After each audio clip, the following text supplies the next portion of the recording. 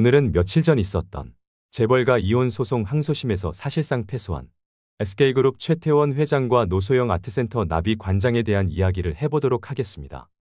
언론에서는 세기의 이혼이라며 벌써부터 떠들썩하게 하고 있는 내용입니다. 이혼 소송은 벌써 오래전부터 진행되고 있었지만 이번 2심 판결에서는 1심과는 확연하게 다른 재판부의 판결로 더욱 이목이 집중되고 있는 것인데요. 이렇게 엄청난 이목이 집중되는 이유는 어마어마한 액수의 재산분할 금액 때문입니다. 세상에서 제일 쓸데없는 걱정이 연예인 걱정과 재벌 걱정이라지만 오늘은 재벌 이야기를 좀 해보겠습니다.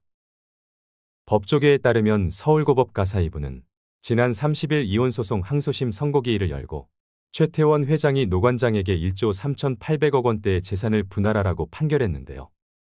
아울러 최 회장이 노 관장에게 위자료 명목으로 20억 원도 지급해야 한다고 판시했습니다. 이번 판결은 한국 사법사상 최대 규모의 재산분할 판결로 기록될 것으로 보여집니다. 최 회장의 변호인단은 항소심 판결 이후 입장문을 통해 항소심 재판부는 처음부터 이미 결론을 정해놓은 듯 그간 편향적이고 독단적인 재판을 진행했다고 밝히며 상고를 통해 잘못된 부분을 반드시 바로잡을 예정이라고 밝혔습니다. 이처럼 최 회장 측은 상고심에서 반전을 노리고 있는 듯 보이지만 결과는 미지수입니다. 이미 사실관계가 확정된 상태인데다 가사소송의 경우 원심을 뒤집는 판결이 나오는 경우가 흔치 않기 때문에 최 회장 측에게는 매우 불리할 것이라는 의견이 대세입니다. 상고심에서 판결이 확정되기까지는 또한 긴 시간이 걸리겠지만 원심과 같은 판결을 받아든다면 최 회장은 SK그룹의 지주회사 지분을 상당 부분 처분할 수밖에 없을 것으로 보이기에 경영권에도 많은 변화가 예상되는데요.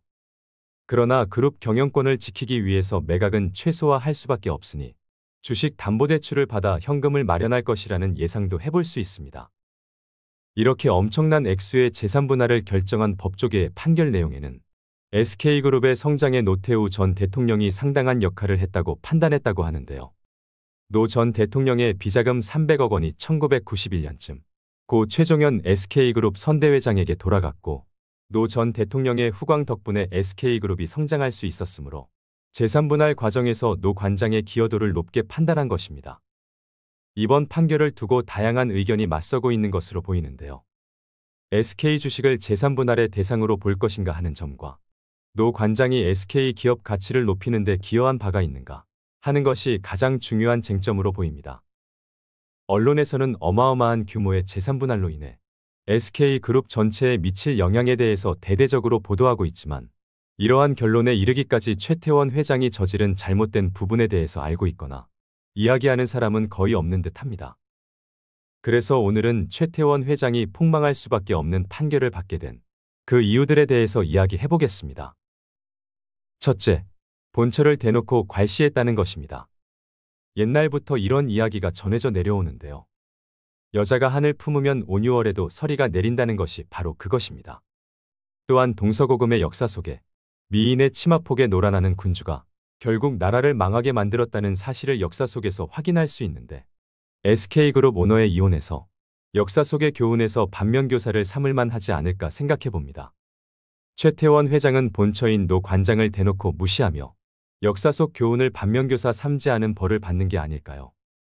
우리나라뿐 아니라 세계 여러 나라를 보더라도 바람을 피웠거나 둘째 부인, 셋째 부인까지 둔 엄청난 재벌가 회장들이 많이 있었다는 것을 알 수 있습니다. 그러나 현실은 그렇더라도 바람 피운 사실을 쉬쉬하며 세간에 알려지지 않도록 노력했다는 점이 최태원 회장과 다른 점이라고 할 수 있을 것입니다. 예를 들어보겠습니다. 롯데의 신격호 회장을 보겠습니다. 미스롯데 출신인 서미경 씨를 셋째 부인으로 두었다고 알려졌으나 사망할 때까지 꽁꽁 숨겼기에 심증은 있으나 물증이 없는 것과 같이 지냈습니다.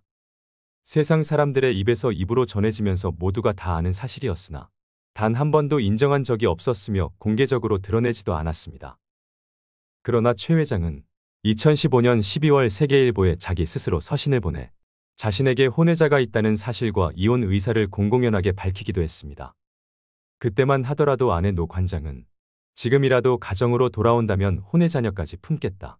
모든 것을 용서하겠다고 공개적으로 밝혔습니다. 그러나 최 회장은 아내의 말에 진정성이 전혀 없다며 아내의 말을 들어주지 않았습니다. 이미 본처에게서 마음이 아예 다 떠났기 때문이었죠. 그러면서 이혼이 이루어지지 않은 상황에서도 세상 사람들 보란 듯이 내연녀와 함께 공개 석상에 다정하게 손을 잡고 나타나기를 반복했을 뿐 아니라 2021년에는 용산구 한남동에 200억 원이 넘을 것으로 추정되는 둘만의 러브하우스도 공개한 적이 있습니다. 진심으로 미안해하기는커녕 이러한 이기적이고 뻔뻔한 태도가 아내에게 씻을 수 없는 깊은 상처를 주고 한을 품게 한 것인데요.